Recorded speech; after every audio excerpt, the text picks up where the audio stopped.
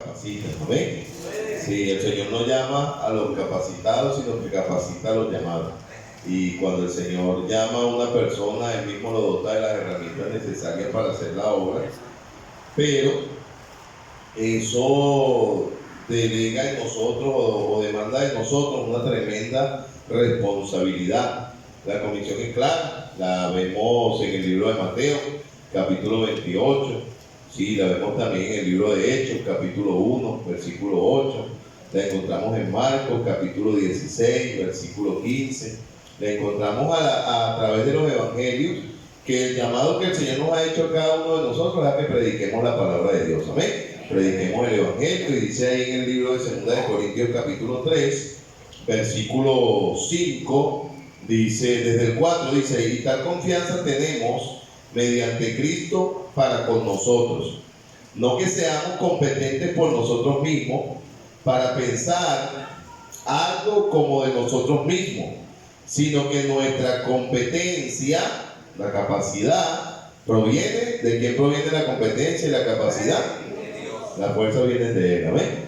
Sí, la fuerza que nosotros podemos tener viene del Señor. Versículo 6 dice, el cual asimismo nos hizo, dice, no, de hecho, no nos dice, nos hará, dice, nos hizo. O sea, que en ocasiones el pastor, yo no sé hacerlo, es la parte humana, porque el Señor mismo nos da la capacidad de poder hacer el trabajo que Él nos ha delegado. Dice, el cual así mismo nos hizo ministros competentes de un nuevo pacto. Nos hizo ministros competentes de un nuevo pacto. O sea, el Señor no nos ha entregado un oficio a nosotros, sin darnos las herramientas cómo poder atender eso que el Señor nos ha llamado. La palabra de Dios dice que el Señor nos hizo ministros competentes de un nuevo pacto. Dice, no de la letra, sino del espíritu, porque la letra mata, mas el espíritu vivifica. Vamos a orar. Padre, gracias, porque cuando leemos en tu palabra tales expresiones, Señor amado, como que nos has hecho ministros competentes, nos toca examinarnos a nosotros mismos, y humanamente sabemos y reconocemos no tener todas las herramientas que necesitamos para hacer el trabajo que tú nos has delegado y nos has encomendado. Y ayúdanos a mantenernos bajo esa humildad, comprendiendo que si nos tocara sacar fuerzas y herramientas del arsenal humano, nada podríamos hacer.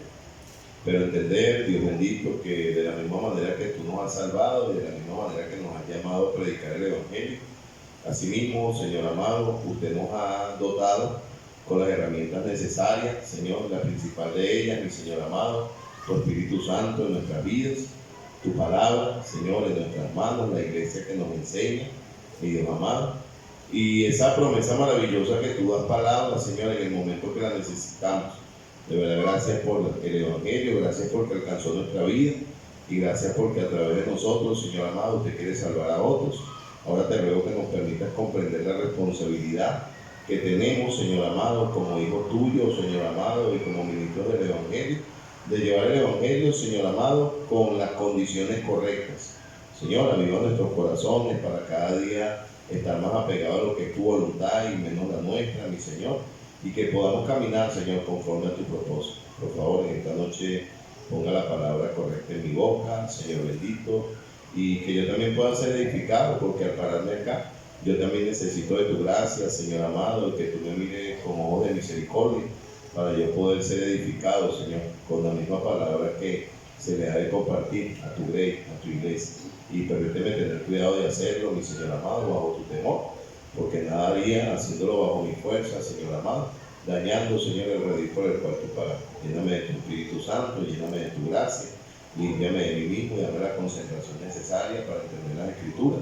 En el nombre de Cristo Jesús te lo rogamos. Amén y amén. Entonces, bueno, lo principal que necesitamos saber y meditar entre nosotros mismos es quién verdaderamente ha conocido al Señor. Amén. ¿Quién verdaderamente ha conocido al Señor? Realmente, dentro del grupo, ¿verdad?, o de la multitud, había una multitud grande, hermano, que seguía al Señor, Pero muchos de ellos eran exactamente eso, multitud, bulto, gente, grupo. Y había un pequeño grupo de los discípulos. Ahora, de la multitud, había quienes se convirtieron en discípulos. Y para usted ser un discípulo, usted lo primero que necesita es estar 100% seguro a dónde va a ir su alma cuando usted muera. Amén. Ay, pastor, pero es que aquí todos somos salvos. Hermano, mira, nunca está de más hablar de este tema. Nicodemo entendió eso tan importante, que era necesario nacer de nuevo. Y hoy en día, hermano, estamos rodeados de tantas ideas extrañas con respecto a lo que es la salvación, que la iglesia continuamente tiene que ser confrontada con el Evangelio. Y si usted no conoce del Señor como su Señor y su Salvador, lo más importante que usted puede hacer es asegurarse con el Señor. Hay gente que en ocasiones nace en una iglesia, pero no han tenido un encuentro personal con Dios, y pues yo creo realmente que eso no es ningún delito. El pecado sería luego entender tu condición y no arreglar tus cuentas con el Señor. Pero ya una vez que una persona ha sido salva, ya una vez que una persona ha conocido al Señor como su Señor y su Salvador, no importa cuáles sean los dones con el que el Señor te haya dotado o los ministerios que tú vayas a tener. Cada uno de nosotros, hermanos, tiene que tener algo en común, y es que todos nosotros debemos convertirnos en ganadores de alma, personas que vamos a ser utilizados para que otros conozcan del Señor. Y los discípulos decían que lo hacían a tiempo y fuera de tiempo. No hay excepciones, ¿verdad? En ocasiones no todos van a tener la misma cantidad de tiempo. Hay hermanos que en ocasiones trabajan independiente y dentro de la autonomía que tienen dentro de su trabajo disponen un tiempo especial para ganar alma, y eso es importante. Hay otros que lo hacen el día sábado, eso también es importante. Hay otros que toman la carga en su corazón por sus familiares y por sus compañeros de trabajo y hacen el trabajo. Pero a fin de cuentas, todos nosotros tenemos que tener algo en común, y es compartirle el Evangelio a las personas. Amén. Dice la Biblia allí en 2 Corintios, capítulo 4, versículo 3. 2 Corintios, capítulo 4, versículo 3. Mira lo que dice: pero si nuestro Evangelio está encubierto, está escondido, en ocasiones nosotros nos convertimos en eso, en la caja fuerte del Evangelio, ¿verdad? Encubierto, escondido, no le hablamos del Evangelio a ninguna persona. Ayer estábamos poniéndole el papel ahumado al carro, y bueno, siempre buscando la oportunidad de compartirle el Evangelio a la persona que está delante. Y le pregunté, mi esposa le dio un folleto a unas personas, y yo le digo, ¿usted ha oído el Evangelio? ¿Cómo que oído? Que si ha ido a una iglesia. Y yo digo, pero no precisamente. Si alguien, sí, me han hablado. Y el hombre comenzó a hablarme del tiempo de la crisis. Me dijo, bueno, en el tiempo de la crisis, yo recuerdo que aquí nadie venía a poner papel ahumado, y aquí no se movía nada. Y yo un día encontré una Biblia que estaba ahí. Y el hombre dijo, y como no tenía nada que hacer, lo que me puse fue a leer la Biblia, me dice. Me puse a leer la Biblia, y bueno, según lo que él relató, leyó desde Génesis hasta Mateo. Según lo que él relató, me dijo, mira, yo me puse como meta leer la Biblia. Dice, pero pasó algo.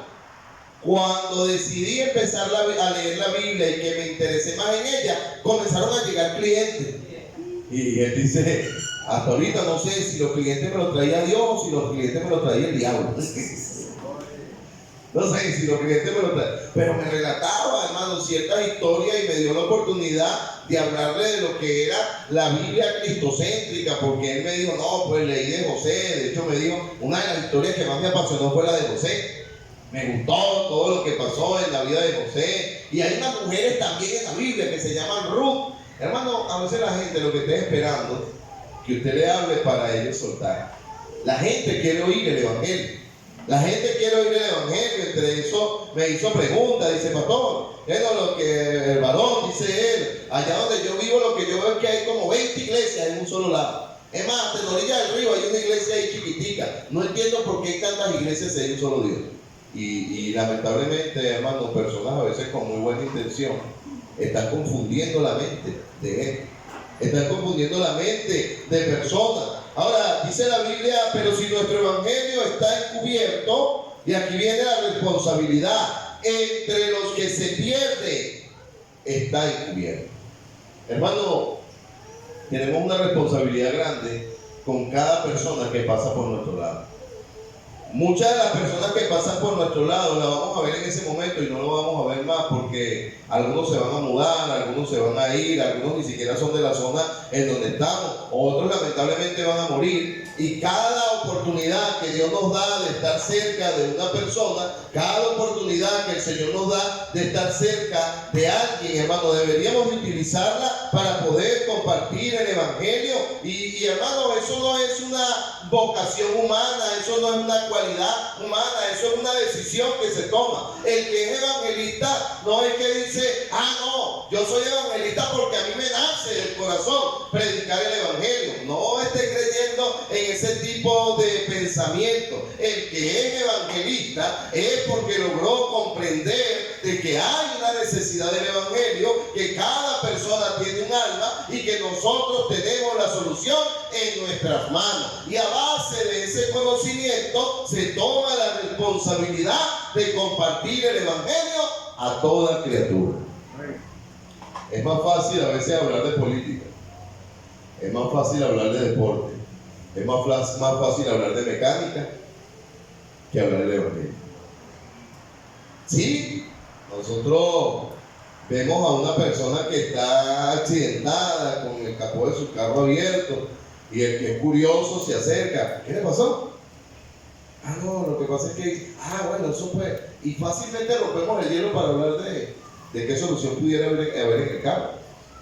Y pues si alguien está hablando de deporte y usted sabe de deporte, yo no tengo ningún tipo de inclinación a deporte, no sé ningún tipo de deporte, pero los deportistas por lo natural quieren hablar de deporte. Dígame si hablan de tu equipo favorito. No, sí, porque en el año tal tuvo el campeonato tal y no sé qué, y sacan una cronología sin conocernos. Sin conocernos hacemos eso, pero cuán difícil se torna hablar el evangelio a una persona. Pues vamos a entender algo importante. El hablar de mecánica no lleva a la gente al cielo.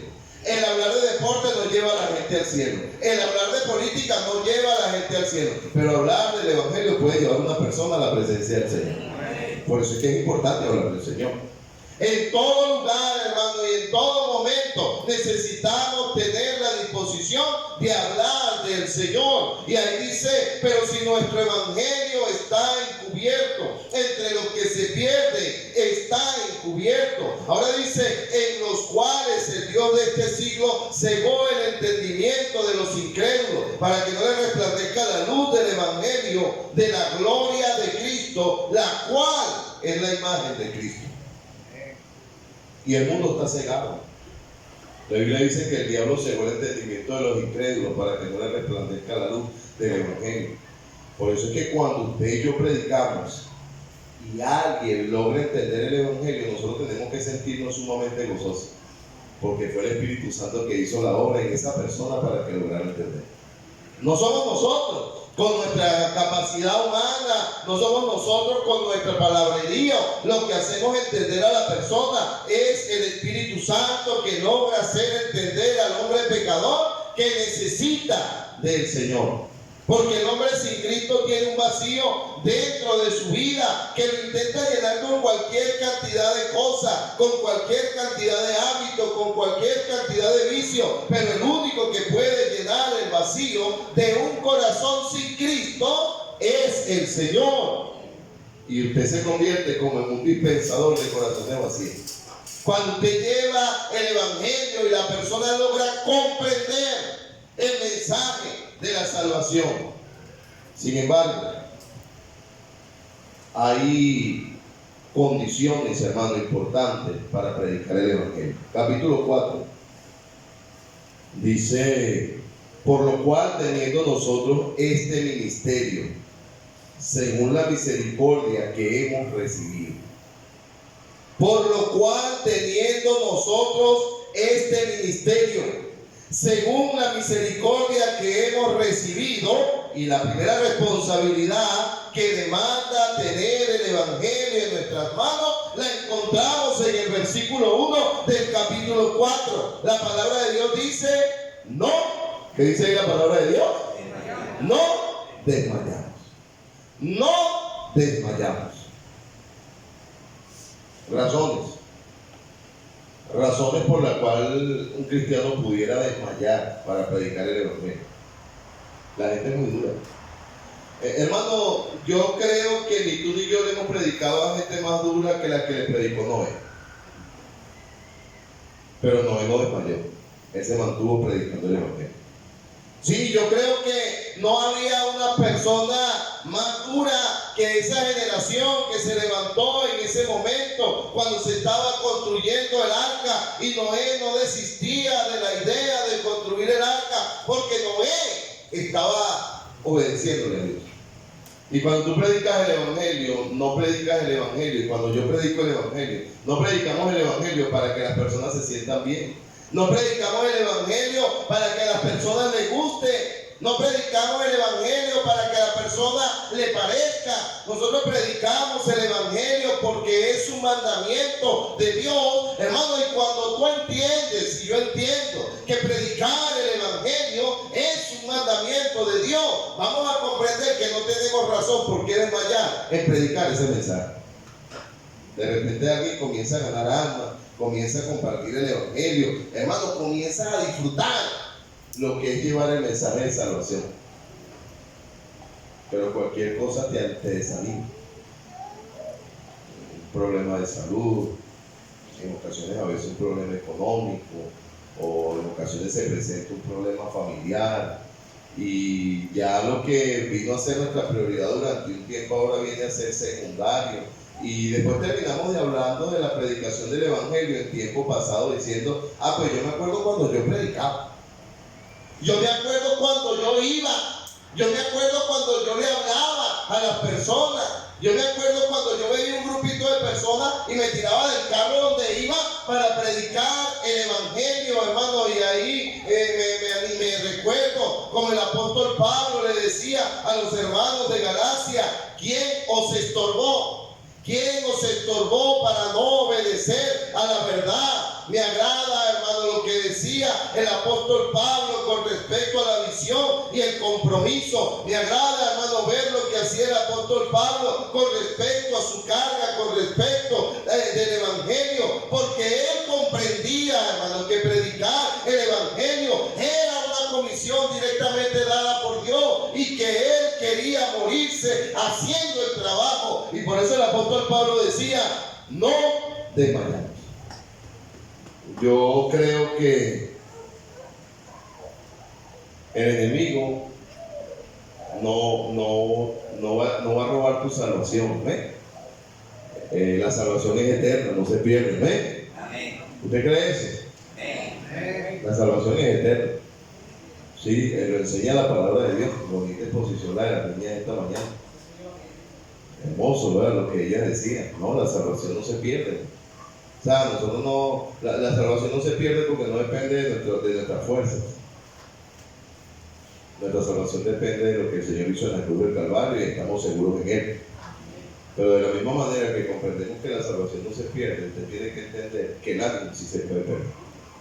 Sí, de repente lo que en algún momento era tu prioridad para servir al Señor, para ganar almas, para llevar el Evangelio, ahora viene a ser secundario. Hermano, necesitamos crear carácter dentro de nuestra vida. Llueve, truene, relampaguee, nos vaya bien o nos vaya mal, hayan dificultades o hayan grandes victorias, logremos decir, como decía el apóstol Pablo, no desmayamos. Nos vamos a mantener firmes, aunque la higuera no florezca, ni en las vides haya fruto, o falta el producto del olivo, y las vacas no estén en la majada. Con todo yo me gozaré en Jehová, el Dios de mi salvación. Hermano, oiga, es que es tan contradictorio el tema. A veces las dificultades alejan a la gente del propósito. Pero a veces son las bendiciones las que alejan a la gente del propósito. En ocasiones la enfermedad aleja a la persona del propósito. Pero en ocasiones la salud aleja a la gente del propósito. Cada quien tiene una historia diferente. Hace una semana, recuerdo estas damas que llegaron acá a la iglesia el día grande. Y hermano, a veces vemos la mano de Dios obrar en nuestra vida. Y después que Dios obra, hacemos cual Sansón, tiramos la quijada y se nos olvidó lo que Dios hizo. Pastor, ore, no sabemos nada de mi hijo, pastor. Necesitamos saber de él. Amén, vamos a orar y oramos, hermano. Y Dios respondió de una manera increíble. No había terminado el servicio cuando ya había razón de este joven a dónde estaba. 3 o 4 días después ya este joven estaba aquí en Venezuela. Dios respondió. Pero la pregunta es, ¿y después que Dios le respondió, qué hizo la gente? Después que Dios responde, ¿qué hace la gente? La gente se olvida, hermano, y es como que tenemos a Dios en ocasiones, hay casos de emergencia, rompe el vidrio. Y ya luego que Dios responde, se nos olvida, hermano, lo bueno y lo misericordioso que ha sido Dios con nosotros. Y ahora acá vuelvo al tema, el apóstol Pablo decía, no desmayamos. Estar firme no es un tema de suerte, es un tema de decisión. Amén. Amén. Ay, pastor, es que a mí me hicieron tropezar. Por favor, estamos grandes, ¿no? Estamos grandes, nadie nos va a hacer tropezar. Cada uno de nosotros sabemos que desde que entramos a la guerra tenemos un enemigo que quiere fusilarnos. Sí, imagínense, el soldado yendo a la guerra, ahorita está eso fuerte, ¿verdad, hermano? Llega Israel, Irán, y un soldado se pone su casco, su fusil, y agarra su escudo y todas sus cosas, y dice, pero que nadie me dispare a mí. Yo voy a ir a la guerra, pero que nadie me dispare. No, papá, tú vas a la guerra, tú sabes que te van a disparar. Por eso te dieron un casco, y por eso te dieron un escudo, y por eso te dieron tu chaleco antibala, y incluso hasta te dieron un bolsito de primeros auxilios. Pues que tú crees que porque te dieron mentolate y curita y te dieron venda, ¿para qué te lo dieron? Nos lo dieron porque sabemos que estamos propensos en la guerra a ser heridos. Pero aún así el soldado tiene que levantarse y seguir adelante. Aún así el soldado tiene que levantarse y decir, no voy a desmayar. Y es una decisión, hermano, que tenemos que tomarla de la mano con el Señor. Y cuando llegue el día de la dificultad, nuevamente repetir, no voy a desmayar, yo voy a seguir adelante. Si tu firmeza y tu constancia depende de que todo esté bien, temo de que no vas a durar mucho tiempo. Lo primero que me agrada de lo que hacía el apóstol Pablo, de lo que decía el apóstol Pablo, es que él no quería desmayar. Hermano, no desmaye. Amén. No desmaye. Hace un tiempo escuché un predicador, pastor Antonio Gómez, estaba predicando en Caracas y él daba ese ejemplo. Dice que había un predicador que estaba hablándole a la gente que no se alejara del Señor, y durante todo su mensaje le decía a los hermanos, no se alejen. Y duró toda la predicación, y cada vez que da un pasaje bíblico, hermano, no se alejen. Y así, hermano, terminó su predicación, y después que se le acercó una persona y le dijo, ay, pastor, tremendo mensaje ese que usted predicó, gracias, solamente tengo una duda. Pastor, dígame, ¿qué es leje? Hay gente que no entiende ni siquiera lo que el Señor le está diciendo. Hermano, no desmaye. Van a venir razones por el cual desmayar, pero hay que seguir adelante. El Señor no te ha fallado, amén. El Señor no nos ha fallado, el Señor siempre ha estado presente. Y ahí dice, por lo cual, teniendo nosotros este ministerio. ¿Cuál es el ministerio? El ministerio de la reconciliación. Somos ministros de un nuevo pacto. Y ahora dice, según la misericordia que hemos recibido, ¿qué dice allí la palabra de Dios? No desmayamos. Segunda acción que decía el apóstol Pablo, versículo 2. Antes bien, renunciamos a lo oculto y vergonzoso, no andando con astucia, ni adulterando la palabra de Dios, sino por la manifestación de la verdad, recomendándonos a toda conciencia humana delante de Dios. No podemos ser frío y caliente. El frío y caliente es tibio. Amén. No podemos estar firmes pero tambaleando. O eres firme o eres tambaleando. No podemos ser una fuente que bote agua dulce, pero que también bote agua amarga. Nosotros como cristianos tenemos que decidir qué tipo de vida vamos a llevar. Amén. Hermano, yo le voy a dar, o nos vamos a dar un punto a favor. El solo hecho de que nosotros estemos acá quiere decir de que nuestro corazón está inclinado a acercarse al Señor. Pero a veces cavilamos en dos pensamientos. Josué decía, ¿hasta cuándo cavilaré en dos pensamientos? Si Jehová es Dios, sirve, y si va y el poder. Pero Josué tomó una decisión y decía, pero yo en mi casa serviremos a Dios. Amén. Si él tomaba esa decisión, sí, no andaba caminando en dos pensamientos. Antes bien, dice, renunciamos.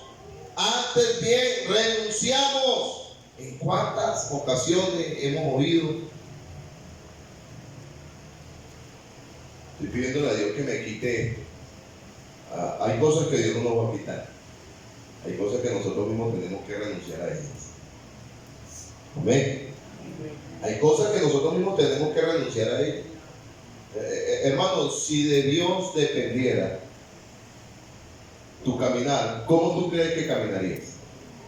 Perfecto, Dios quiere que caminemos perfecto, ¿sí o no? Dios quiere que nosotros caminemos perfecto, pero Dios nos entregó un libre albedrío. Dios nos ha entregado un libre albedrío. En el libro de Romanos, capítulo 6, vamos a ver exactamente ese libre albedrío. Y este versículo normalmente lo utilizamos para predicar el Evangelio y hablarle a los que no tienen al Señor. Pero ese versículo también tiene una realidad para nosotros. Dice, porque la paga del pecado es ¿qué dice allí? La muerte. Mas la dádiva de Dios es vida eterna. Dos opciones: paga del pecado o dádiva de Dios. Y no es como la gente dice, bueno, lo que Dios quiera, paga del pecado o dádiva de Dios. No, es de acuerdo a lo que tú decides. El Señor pone delante de nosotros el camino del bien y el camino del mal. Lo dice también la palabra de Dios. Pongo delante de ti dos caminos, el camino del bien y el camino del mal. A este hombre Caín se le dijo, mira, ¿por qué ha decaído tu semblante? Ahí está a la puerta el pecado, pero tú eres el que toma la decisión. No es que, no, pues que es lo que Dios diga. Sí, hermano, mucho de lo que sucede en nuestra vida está basado en la voluntad soberana de Dios, pero muchas otras cosas son nuestras decisiones. Y allí, hermano, vemos exactamente lo que decía el apóstol Pablo, renunciando. Amén. Hay que renunciar a la concupiscencia. Hay que renunciar a mis hábitos. El apóstol Pablo renunció hasta sus cosas buenas. Renunciando a lo oculto y vergonzoso. Vamos a crear un perfil de aquellas cosas a las que deberíamos de renunciar. Lo que tú no eres capaz de hacerlo aquí en la iglesia y lo que no eres capaz de hablarlo aquí en la iglesia son esas cosas a las que necesitamos renunciar. Lo que tú no eres capaz de ver en la iglesia son esas cosas a las que nosotros como cristianos deberíamos de renunciar. Hermano, ¿y por qué hay que renunciar? Hay que renunciar si nosotros queremos ver la bendición de Dios sobre nuestra vida. ¿Amén? ¿Usted no quiere que Dios bendiga su vida? Bueno, hay que hacer un inventario de nuestra vida y comenzar a sacar trapos que nos sirven. Y comenzar a aceptar lo que está bueno. Oiga, nunca el Señor va a reprendernos a nosotros por lo bueno que hagamos, pero lo que está malo el Señor lo va a sacar de nuestra vida. Y el apóstol Pablo decía, antes bien renunciamos. Antes renunciamos. hay dos formas de apartarse de un hábito maligno. El que el Espíritu Santo traiga convicción de pecado a tu corazón y que tú entiendas que eso está mal y tú tomes una decisión de decir, no lo hagamos. Y la otra es siendo descubierto y avergonzado y renunciando por vergüenza. La segunda no me gusta. La segunda es triste, la segunda es dolorosa. La segunda afecta. La primera sí. Cuando el Señor nos confronta a través de una predicación, hermano, y nosotros sentados decimos, oye, ¿verdad que sí? Tengo que cambiar tal cosa dentro de mi vida. Y pasamos ese momento donde nos arrodillamos delante del Señor y le decimos, Señor, tú sabes que eso que dijeron, yo estoy batallando con eso. Sea cual sea el pecado. Y yo quiero, Señor, que tú me des fuerza porque yo renuncio a ese pecado. Me agradan los campamentos. Una de las partes que me gusta de los campamentos es siempre la última noche. Se hace la fogata, esa gran fogata, y cada quien agarra su palito. No al hermano Luis, un palito de verdad.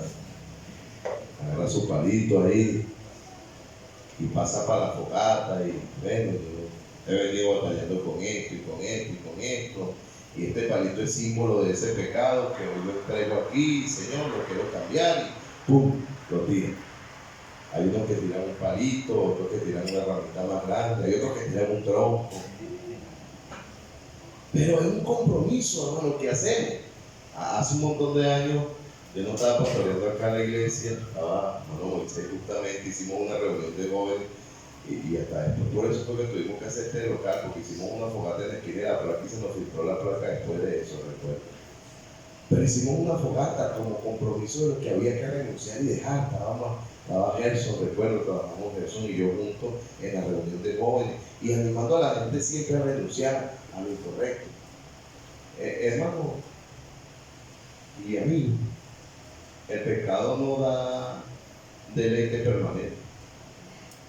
Nunca el pecado va a dar deleite permanente.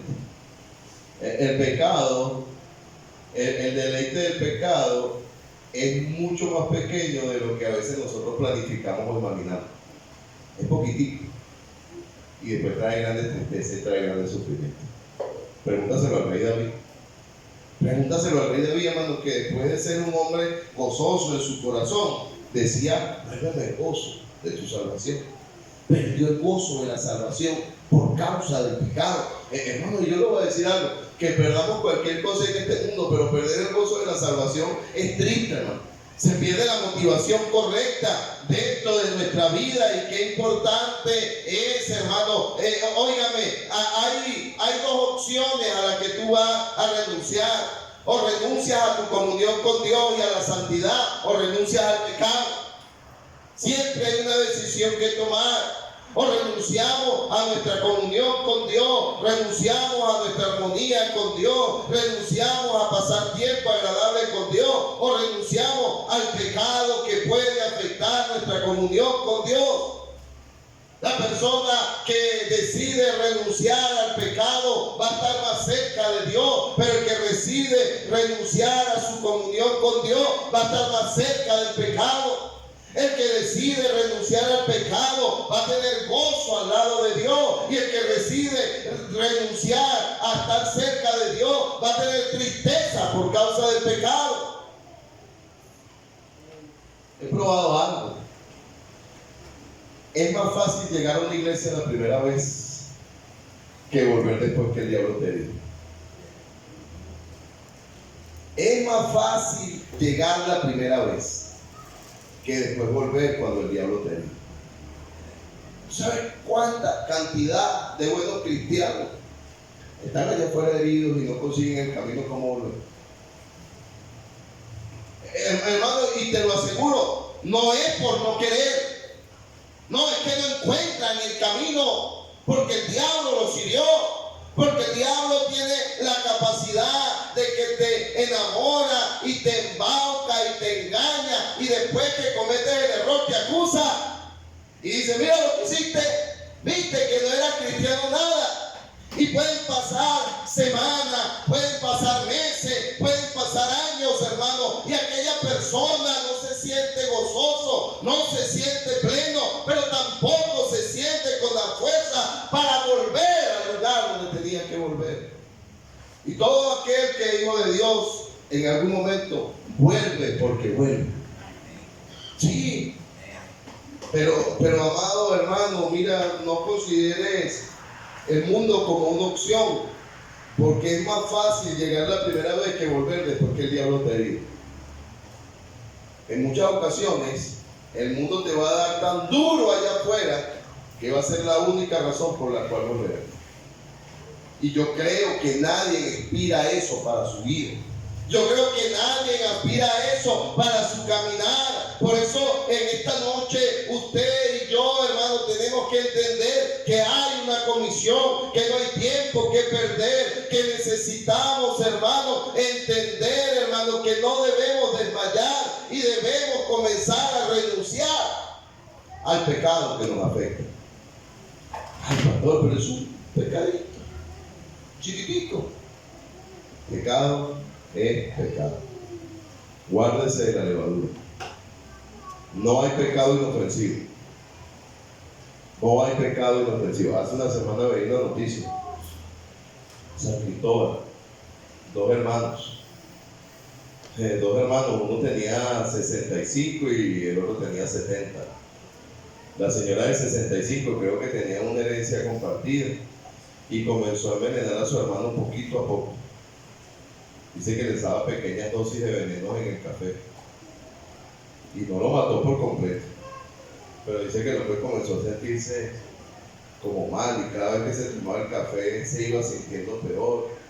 Y bueno, gracias a Dios que no sé de qué manera este hombre se dio cuenta que lo estaban envenenando y en una de las entregas de café se llevó el café a la pentejota y se dieron cuenta que tenía veneno. Pero si ese hombre no se da cuenta de eso, lo mata.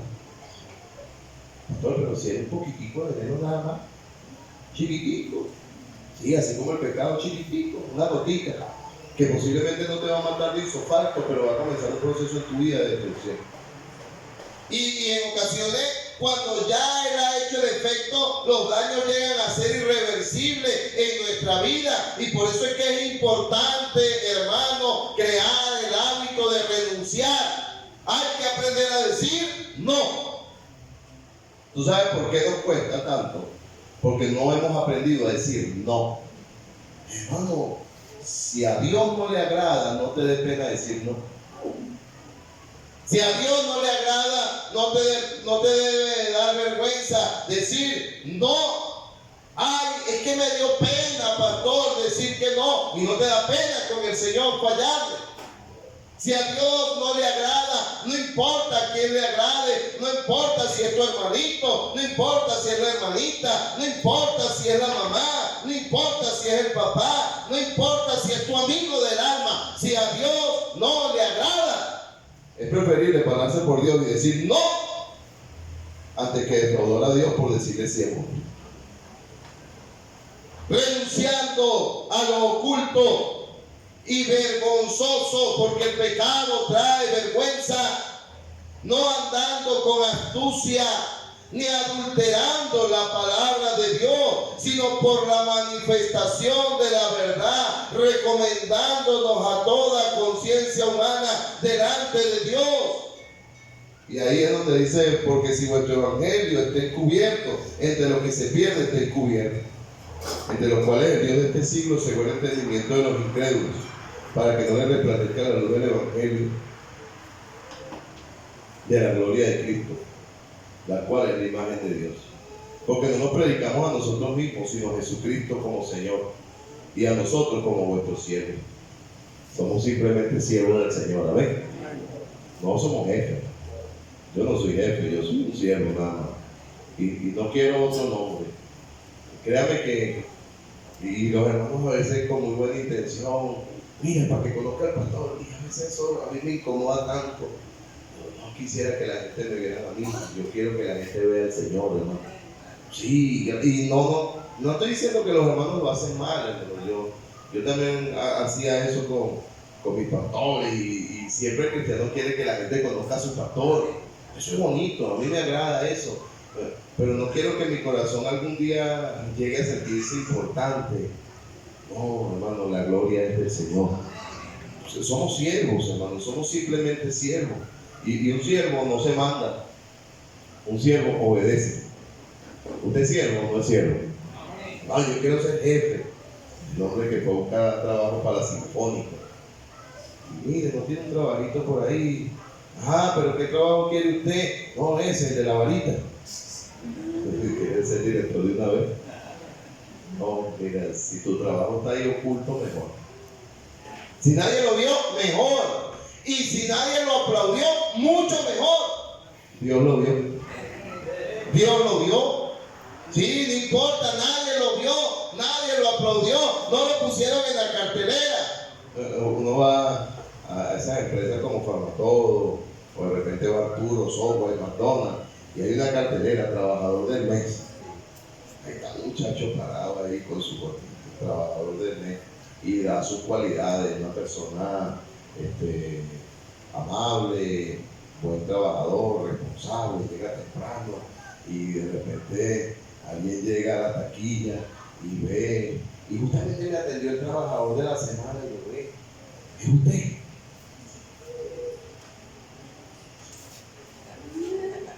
Hermano, en serio.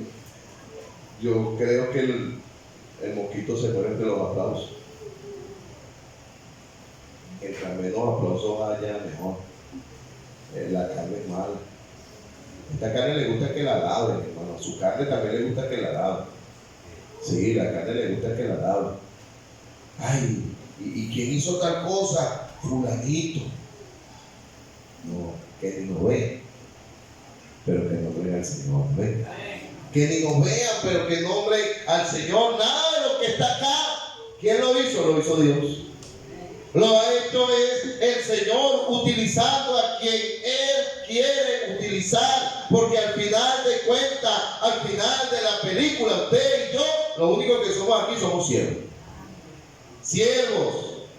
Y no hay un título más hermoso que ser siervo. Sí, hermano, no hay un mejor título que eso. Porque Dios que mandó que de la tiniebla resplandeciese la luz. Él es el que resplandeció en nuestros corazones para iluminación del conocimiento de la gloria de Dios en la faz de Jesucristo. ¿Tú sabes por qué necesitamos renunciar a tantas cosas? Para que Cristo brille en nuestra vida. Hace años compartíamos con una persona que nos estuvo apoyando durante mucho tiempo, y ella decía una palabra que a mí me llamaba la atención. Decía: nuestra vida debe modelar a Jesucristo. Yo al principio no entendía. Nuestra vida debe modelar a Jesucristo. Pero después me puse a darle forma, y la realidad es esa. Hermano, cuando la gente logre ver tus méritos y tus virtudes, no solo es tuyo, es al Señor que está viendo. Sí, es al Señor que las personas van a ver, pero el Señor quiere, a propósito, Dios quiere utilizarnos a todos en su máxima potencia. ¿Amén? Dios quiere utilizarnos a todos en su máxima potencia. No cree usted que, no, lo que pasa es que el Señor a uno lo quiere utilizar bastante y a otro poquitico. No, el Señor quiere utilizarnos a todos en su máxima potencia. De hecho, no es que jerárquicamente Dios nos use.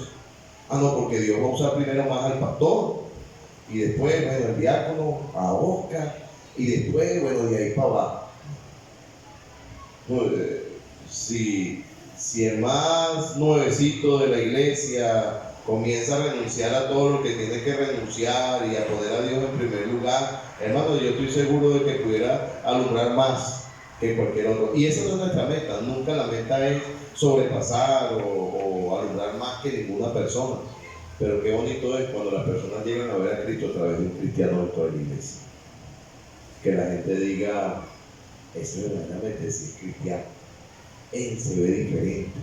Tú hablas con él y sientes algo diferente, y no que la gente diga: ¿y tú eres cristiano? Ay, no sabía, no se notaba que tú eras cristiano. Sino que nosotros podemos modelar a nuestro Señor en nuestra vida. Hermano, no es malo. Amén. No desmayes. Ahí veo, ayer me alegré bastante. Bueno, aquí está Yana, gracias a Dios está aquí. Ya le estaba predicando ayer en los Magallanes de Castro, ¿no? Y me alegré bastante. Amén. ¿Verdad? No, mi corazón se quebrantó. Antes de que los selladores existieran, el primero que hacía el trabajo que nosotros hacemos en este tiempo era bocellar. Y ayer lo vi predicando en el hospital y mi corazón latió más rápido de lo normal. Digo, Señor, gracias. No desmayes, no desmayes.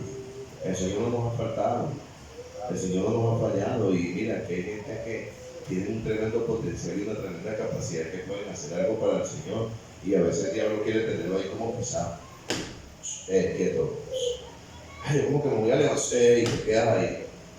Y hermano, usted no es esclavo, yo estoy libre, Cristo lo salvó. Sí, el diablo no tiene que tener usted. No es de que reprenda al diablo, no, yo no le estoy diciendo a usted eso, no, reprende al diablo, no. Pero levántese en la fuerza del Señor. Sí, levántese en la fuerza del Señor. Ahí decía el apóstol Pablo, no desmayamos. Y vuelvo y te repito, hermano, no desmayes. Amén. No desmayes, hermano.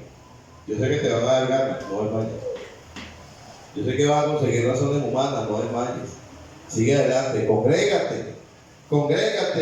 Cuando no tengas ganas de congregarte, congrégate. Lee la Biblia. Cuando no tengas ganas de leer la Biblia, lee la Biblia. Pastor, es que no me concentro, lee la Biblia. Cuando no tengas ganas de orar, ora. Así tu carne no quiera y se resista. Ora, no desmayes.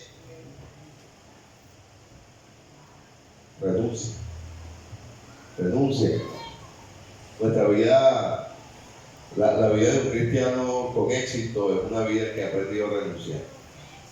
No lo voy a hacer. Lea la Biblia. Moisés. Lea Hebreos 11.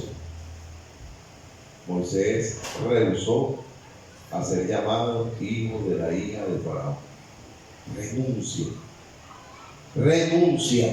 Él renunció a ese derecho. Abraham renunció a derechos que tenía. A mujeres que renunciaron. Rahab renunció a lo que ella consideraba que era correcto y normal. Hermano, la vida de un cristiano cobra sentido cuando número uno tiene convicción de no desmayar. ¿Por qué usted cree que a veces a uno no le da desmayo también? A propósito, yo soy el pastor y con mucha humildad te digo, a veces hay cansancio también en mí. Sí. Hermano, hace unos meses estaba batallando y hermano, en mi mente se vino una pregunta que nunca se había venido. Yo comencé a preguntarme a mí mismo, y yo sé que no venía de parte de Dios a propósito ese pensamiento. Verdaderamente vale la pena lo que estoy haciendo. Pasaba por mi mente, ¿no? Pasaba por mi mente. Yo tengo una lucha. Señor, vale la pena lo que estoy haciendo. Sí, porque hay momentos que toda la iglesia te ama y te adora y te quiere, pero hay momentos que de repente los cristianos te ven con mala cara y el diablo te dice, mira cómo terminó. Mira. Y ahí la mente comienza como a decir, si vale la pena lo que estoy haciendo. Hermano, yo no soy pastor porque yo decidí ser pastor. Yo soy pastor porque el Señor me llamó al ministerio. Pero sigo siendo tan ser humano como tú. Y tú sabes por qué yo sé que hay cristianos que se desaniman.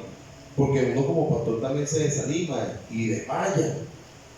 Pero la Biblia dice que nosotros no somos de los que retroceden para perdición, sino de los que tenemos fe para la preservación del alma.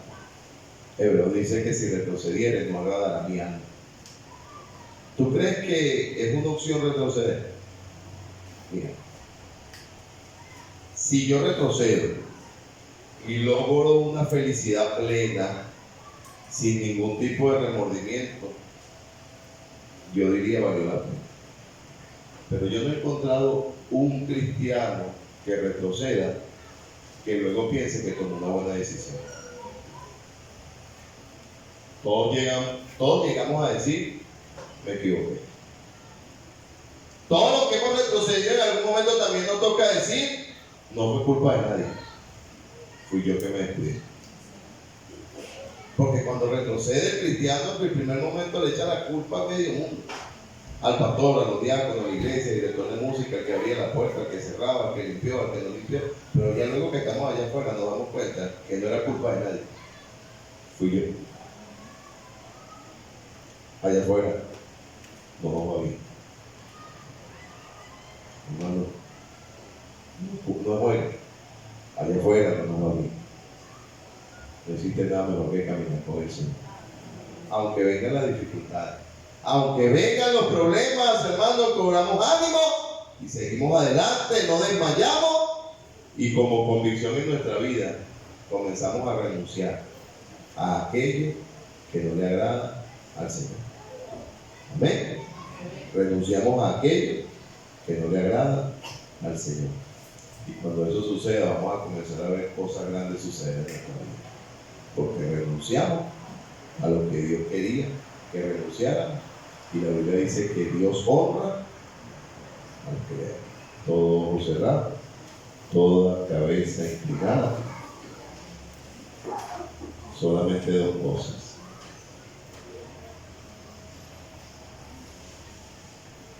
No retroceder, no desmayes.